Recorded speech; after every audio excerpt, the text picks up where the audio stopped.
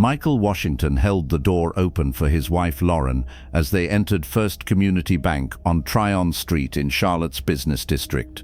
It was 10:23 a.m. on a Wednesday, and they had an appointment with the branch manager to discuss a small business loan. This visit was a test, though Donald Pierce, the branch manager, didn't know that.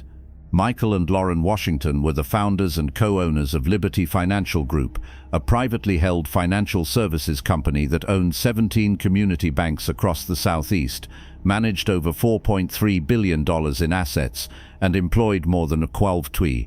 3 months ago, Liberty Financial had acquired the parent company of First Community Bank as part of a strategic expansion into the North Carolina market.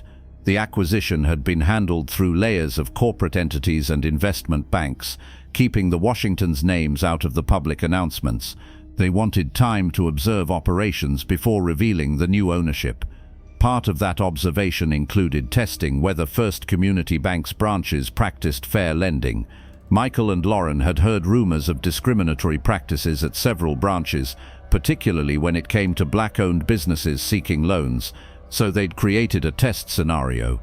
Using a legitimate small business they owned, an upscale coffee shop concept they were planning to franchise, they'd applied for a $150,000 business expansion loan. Their application included excellent personal credit scores, both above 800, substantial collateral, detailed business plans with conservative financial projections, and 3 years of profitable operations at their existing location. On paper, they were ideal loan candidates, but they wanted to see how Donald Pierce, the branch manager who'd been with First Community Bank for 18 years, would respond to a black couple seeking business financing. The bank lobby was quiet, with only 2 customers at the teller windows. A young white woman at the reception desk looked up as they approached. "Good morning. We have a 10:30 appointment with Mr. Pierce," Michael said. "Your names?" "Michael and Lauren Washington." The receptionist checked her computer. "Yes, here you are. Please have a seat. Mr. Pierce will be with you shortly." They sat in the waiting area, observing the bank's atmosphere. The walls displayed photos of successful business owners we've helped, all of whom appeared to be white. Promotional materials advertised business loans with language about building generational wealth and supporting local entrepreneurs, but the imagery told a different story about who the bank considered their target market. At 10:38, 8 minutes late, Donald Pierce emerged from his office. He was a stocky man in his early 50s, wearing a conservative suit that suggested he took his position seriously. His smile was professional as he approached, but Michael noticed it didn't quite reach his eyes. "Mr. and Mrs. Washington." Pierce extended his hand. "Donald Pierce, branch manager. Sorry to keep you waiting." They shook hands and followed Pierce to his office, a glass-walled space that allowed him to monitor the branch while conducting meetings. Pierce gestured to 2 chairs across from his desk and settled into his own chair with the air of someone about to conduct a routine transaction. So Pierce opened a folder on his desk. "You're here about a business loan application. I've reviewed your preliminary paperwork. You're looking for $150,000 for business expansion." "That's correct," Lauren said. "We own Washington's Coffee House on East Boulevard. We're looking to open 2 additional locations and franchise the concept." Pierce nodded, his expression neutral. "And you've been in business for 3 years?" "Yes, our financial statements are in the application package. Year 1 we grossed $340,000 with a net profit of $68,000. Year 2 we grossed $425,000 with a net profit of $91,000. Year 3, which just ended, we grossed $537,000 with a net profit of $127,000. Pierce glanced at the numbers briefly. "Those are self-reported figures? They're from our certified accountant," Michael said. "The full audit reports are attached." "Right." Pierce set the paperwork down. "Look, I'm going to be straightforward with you folks. The coffee shop business is very competitive. Failure rates are high, especially for smaller independent operations competing against chains like Starbucks. We're aware of the competition," Lauren said. "Our business model focuses on premium, locally sourced products and community engagement. We've built a loyal customer base, and our year-over-year growth demonstrates market demand." Pierce leaned back in his chair. "The thing is, lending in the current environment is complicated. Banks are being much more cautious, especially with discretionary businesses like coffee shops. Add to that some concerns about your credit profile." "What concerns?" Michael interrupted. Both our credit scores are over. We have no late payments, no collections, no bankruptcies. Our credit is excellent. Well, credit scores aren't everything. There are other risk factors we consider. Pierce's tone had shifted slightly, becoming more condescending. For instance, your business is in a predominantly black neighborhood. That affects property values and foot traffic patterns. Banks have to consider location risk. Lauren's jaw tightened, but she kept her voice level. East Boulevard is a diverse, middle-class neighborhood with significant revitalization investment. Property values have increased 17% in the past 3 years, and our customer demographics actually skew upscale and cross-racial, as our sales data shows. Pierce waved his hand dismissively. I'm sure you believe that, but banks look at broader demographic trends. We have to be realistic about default risks in certain markets. Certain markets? Michael asked. You mean black neighborhoods? I mean high-risk markets, Pierce said, his tone sharpening. Look, I'm trying to help you understand why this loan might not be approved.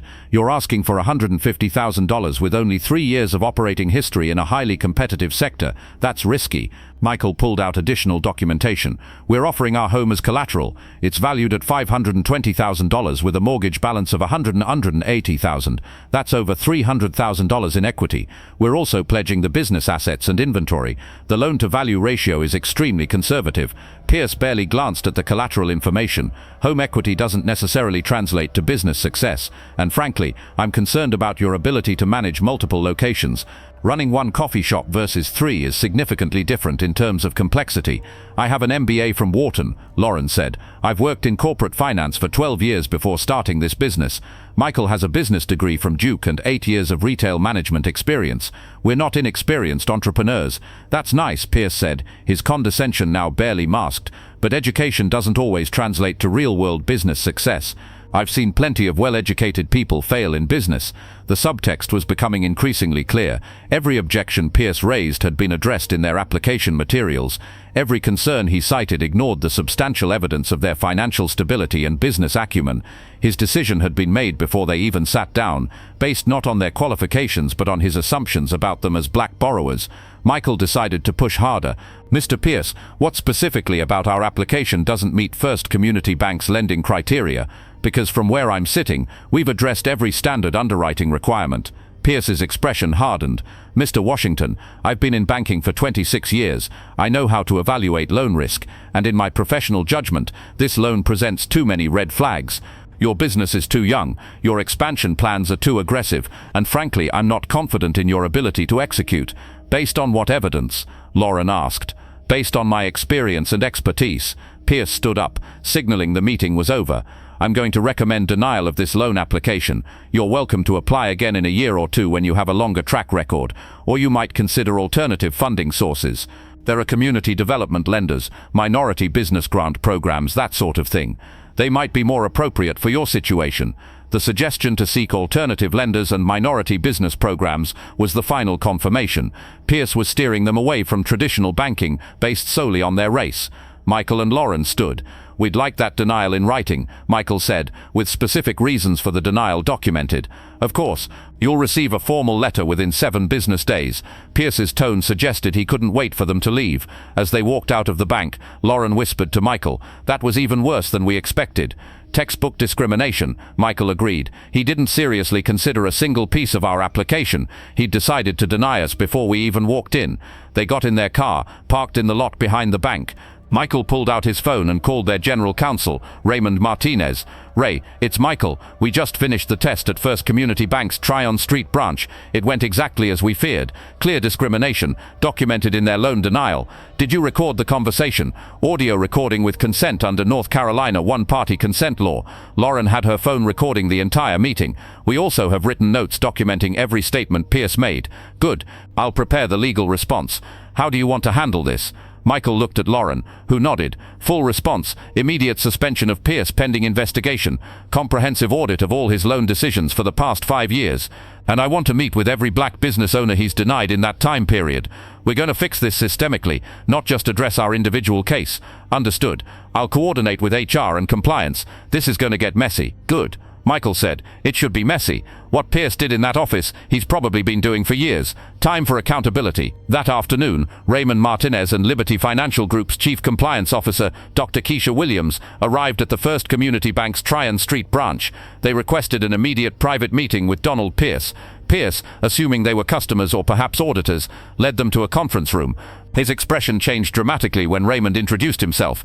"Mr. Pierce, I'm Raymond Martinez, General Counsel for Liberty Financial Group. This is Dr. Keisha Williams, our Chief Compliance Officer. Liberty Financial acquired First Community Bank's parent company 3 months ago. We now own this bank." Pierce's face went pale. I wasn't aware of that. The acquisition was announced publicly," Dr. Williams said.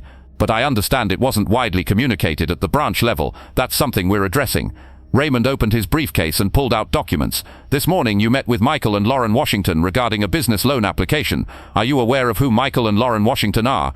Pierce shook his head slowly, dread building in his expression. "They are the founders and majority owners of Liberty Financial Group, which means they own this bank, which means you denied a loan application to your ultimate employers." Pierce's face went from pale to grey. They didn't disclose their ownership because they were conducting a fair lending test," Raymond continued. "We've received complaints about discriminatory lending practices at this branch, particularly regarding black-owned businesses. The Washington's application was designed to test whether those complaints had merit."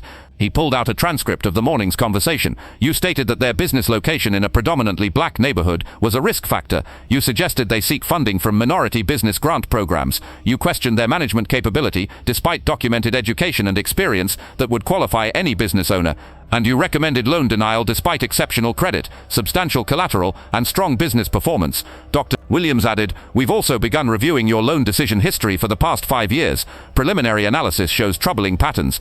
Of 73 business loan applications you've processed, you approved 59 and denied 14. Of those 14 denials, 11 were for black-owned businesses, 2 were Latino-owned, and 1 was white-owned. The white-owned denial was for a business with documented financial problems. The minority-owned denials included several businesses with strong financials, similar to the Washingtons." Pierce stammered. "I can explain." "Please do," Raymond said. "Explain how black-owned businesses with 800-plus credit scores, substantial collateral, and proven profitability are somehow riskier than white-owned businesses with lesser qualifications that you approved." Pierce had no answer. Dr. Williams continued, "We're also reviewing your comments in loan evaluation notes. In multiple cases involving black applicants, you noted concerns about knighthood risk and cultural factors. For a Latino-owned restaurant, you wrote that you were uncertain about market demand for ethnic cuisine, despite the restaurant having 5 years of profitable operations. These comments suggest bias, not objective risk assessment." Raymond pulled out more documents. "Mr. Pierce, effective immediately, you are suspended from your position pending a full investigation. You are not to conduct any bank business, approve any loans, or access any customer files. You will receive full pay during the suspension, but you are barred from the premises." "This isn't fair," Pierce protested. "I was doing my job. Banking is about risk management. Banking is about fair lending." Dr. Williams interrupted. "The Equal Credit Opportunity Act, the Fair Housing Act, and our own corporate policies prohibit discrimination in lending. You violated all of those." "I never discriminated based on race," Pierce insisted. "I made business decisions based on risk factors." Raymond opened his laptop and played audio from that morning's meeting. Pierce's voice filled the conference room, citing predominantly black neighborhood as a concern, suggesting alternative lenders, questioning the Washingtons' capabilities despite their credentials.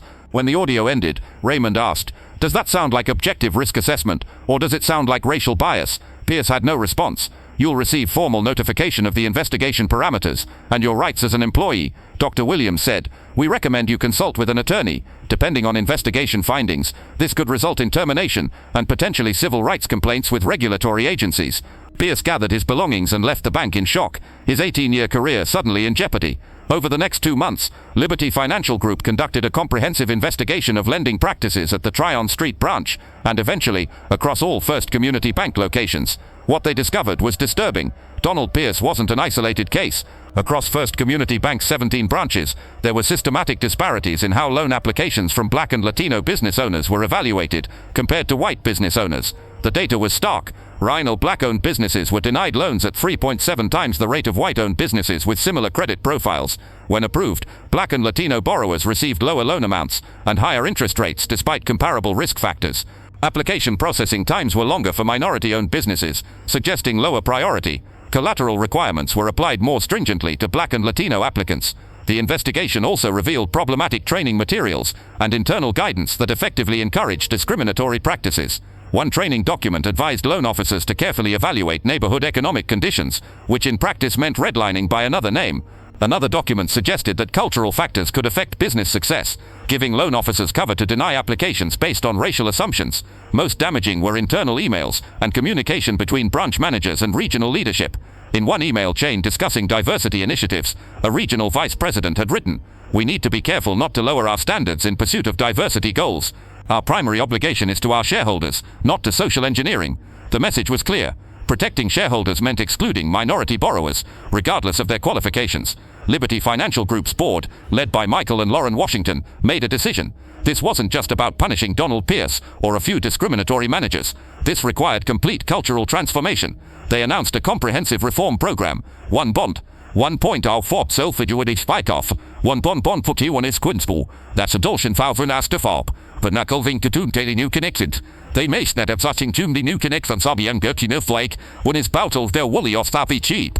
Vinecten up on a flames football college en etchetu. Noddy somebody feet ding. Phil jukken out enough to an Gerodi fit some be nested off the beku to modded nicho mo modded def barbecue for many finsto modded yo mo mato for bet somebly fabric somebly sim two and new ku mo meet at this for the two monic for many finsto modded yo mato body finsto. Leadership changes. Donald Pierce was terminated. 3 other branch managers with similar patterns of discriminatory lending were also terminated. The regional vice president who'd written the social engineering email was demoted and placed on probationary status. 2. Policy overhaul. All lending criteria were revised to eliminate subjective factors like neighborhood risk and cultural factors. Loan decisions would be based solely on credit scores, collateral, business financial performance, and owner experience. 3. Blind review process. Initial loan application reviews would be conducted with identifying information removed, similar to blind auditions in orchestras. Loan officers wouldn't see applicant names, addresses, or photos until after preliminary approval recommendations were made. 4. Mandatory training. Every employee, from tellers to executives, underwent comprehensive fair lending training, including implicit bias education and case studies of discriminatory practices. 5. Community outreach. Liberty Financial established partnerships with minority business organizations, offering financial literacy programs, business development resources, and a commitment to actively seek out minority-owned businesses for lending relationships. Accountability measures. Loan approval and denial rates were tracked by demographic categories. Any branch showing significant disparities would trigger immediate investigation. Managers' compensation was tied partly to fair lending metrics. 7. Victim remediation. Liberty Financial contacted every Black and Latino business owner who'd been denied loans by Donald Pierce and other terminated managers. They offered to reconsider those applications with fresh, unbiased reviews. But 11 businesses that had been wrongly denied were approved for loans. Those whose businesses had failed in the interim received compensation for lost opportunities. The reforms were expensive, costing Liberty Financial over $8 million in implementation, training, remediation, and lost short-term profits from more careful lending practices. But Michael and Lauren viewed it as an investment in long-term sustainability and ethical business practices. 3 months after the investigation concluded, Michael and Lauren held a press conference in Charlotte, announcing the findings and reforms. The story made national news. Bank owners exposed discrimination at their own institution. Some praised their transparency and commitment to accountability. Others criticized them for creating a public relations problem that damaged First Community Bank's reputation.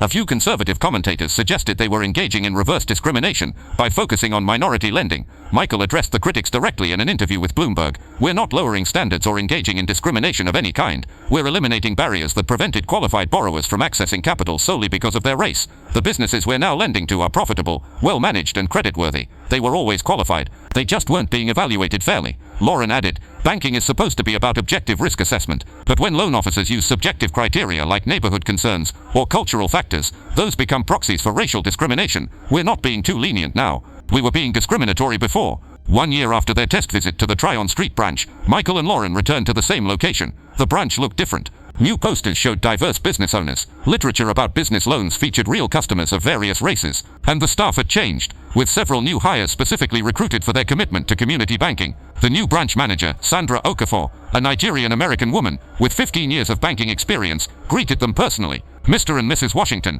welcome back. I've heard the story of your visit last year. Thank you for what you did. How have things changed?" Lauren asked. Sandra pulled up statistics on her computer. "In the past year, we've approved 43 business loans, 31 to white-owned businesses, 8 to black-owned, 3 to Latino-owned, and 1 to an Asian-owned business. Approval rates across all demographics are now roughly equal when controlling for credit profiles, and our default rates haven't increased. If anything, they've decreased slightly. Turns out qualified borrowers are qualified borrowers, regardless of race," Michael observed. "Exactly," Sandra agreed. we've also seen business growth. Several of the black-owned businesses we funded are thriving and bringing us more customers through word of mouth. Ethical banking is good banking. As they toured the branch, Michael and Lauren met some of the business owners who'd been denied by Donald Pierce and subsequently approved under the new system. James Mitchell owned a HVAC repair company that had been denied expansion capital by Pierce. He told me, my business model was too risky, that service businesses in urban areas had high failure rates. But with your bank's loan, I've opened 2 additional locations, hired 12 more employees, and increased my revenue by 40%. I wasn't risky, I was just black. Keisha Rogers owned a boutique fitness studio. Pierce suggested I apply for a minority business grant instead of a regular business loan, like I needed charity instead of standard financing. Your reforms meant I got the loan I qualified for. My studio is successful, my loan payments are always on time, and I've referred 5 other business owners to this bank. These conversations reminded Michael and Lauren why their test had been necessary. Behind the statistics were real people whose dreams had been deferred or denied by discrimination, not by any legitimate business risk. 2 years after the reforms, Liberty Financial Group was featured in Harvard Business Review as a case study in corporate ethics and fair lending transformation. The article documented how the Washingtons had used their ownership position not just to address individual discrimination, but to transform an entire institution's culture. The article quoted banking industry experts who were skeptical at first, but had to acknowledge the results. Liberty Financial proved that fair lending and profitable banking aren't contradictory. One analyst noted, their default rates didn't increase when they eliminated discriminatory practices. If anything, they found qualified borrowers who'd been overlooked by competitors, giving them a market advantage. Other banks began studying Liberty Financial's model, some genuinely interested in reform, others responding to regulatory pressure after the case garnered public attention. Donald Pierce became a cautionary tale in banking compliance training programs. His case was cited in Equal Credit Opportunity Act seminars as an example of how unconscious bias and coded language could violate fair lending laws even without explicit racial animus. Pierce himself had left banking entirely. He'd attempted to sue Liberty Financial for wrongful termination, but his case was dismissed when the evidence of his discriminatory lending pattern became part of the public record. He now worked in commercial real estate, though his reputation followed him. Whether he'd learned from the experience was unclear. In one interview he gave to a local paper, Pierce maintained he'd done nothing wrong and had been sacrificed for political correctness. But in a later, more reflective interview years later, he admitted, I thought I was being a good banker by being cautious, but I realized I was applying caution selectively, based on my assumptions about people rather than actual risk. That was wrong, even if I didn't see it at the time. For Michael and Lauren Washington, the experience reinforced their commitment to using their business success to create systemic change. They'd built Liberty Financial Group from a single community bank to a multi-billion-dollar financial services company. But their legacy wouldn't be measured in assets or profits. It would be measured in the number of qualified business owners who received fair access to capital, in the families who built wealth through businesses that discriminatory lending would have prevented, in the transformation of banking practices that had excluded people of color for generations. 5 years after their test visit to Donald Pierce's office, Michael and Lauren stood at the grand opening of Liberty Financial's 50th bank branch, this one in a historically black neighborhood in Atlanta that had been underserved by traditional banks. When we walked into that Charlotte bank 5 years ago, Lauren said in her speech, we knew what would probably happen. We'd experienced discrimination before in various forms, but we had something most people don't have, the power to do something about it. Not just for us, but systemically. Michael continued, that's the responsibility of power, not to use it only for personal benefit, but to change systems that harm people who come after you. Donald Pierce denied us a loan, but in doing so, he exposed a pattern of discrimination that we could address. The 11 businesses whose loans were approved on reconsideration, the dozens of new businesses we've funded under fair practices, the cultural transformation of an entire banking institution, that's what came from refusing to accept discrimination silently. He paused, looking at the crowd that included many of the business owners Liberty Financial had funded over the past 5 years. Excellence doesn't require exclusion, profitability doesn't require discrimination. And ethical banking is not only possible, it's profitable. We've proven that. Now the question is whether the rest of the banking industry will follow. As the event concluded, a young black woman approached Michael and Lauren. I'm opening a bakery, she said.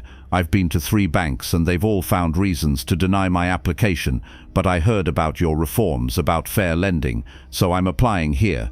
And I'm hopeful for the first time that I'll be evaluated on my business plan and qualifications, not on anyone's assumptions about me.